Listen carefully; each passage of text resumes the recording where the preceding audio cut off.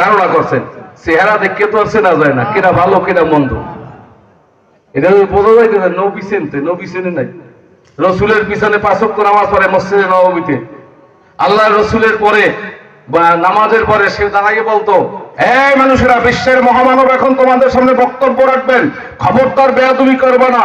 এরপর আল্লাহ রসুল বক্তব্য শুরু করতেন। বোঝেন কি লোকটা ভালো না খারাপ? ভালো, নাইলে আল্লাহ নবী এই ঘোষণা থেকে দেয়। কিন্তু আল্লাহ আয়াত নাজিল করে জানায়, ও নবী ওনারে চেনছেন, ও শুধু মুনাফিক না, মুনাফিক সর্দার আব্দুল্লাহ ইবনে উবাই ইবনে সুলুল, মুনাফিকের লিডার। শুধু একটা আয়াত ওর সামনে নাজিল হয় নাই, পুরো একটা সূরা কোরআনে আল্লাহ নাজিল করছে, সূরা মুনাফিকুন। 5 ওয়াক্ত নামাজ মসজিদে নববীতে পড়ে, এটা মুনাফিক সর্দার। তা ভালোকে মন্দকে চেহারা দেখে চেনা যায় না, কিন্তু আল্লাহ তো সিদ্ধান্ত নেছে, বদারা বনে কা ববাক সাতকারীন, নেককারীর উসিলায় আজকে বদকারীরও মাফ করে দিবেন।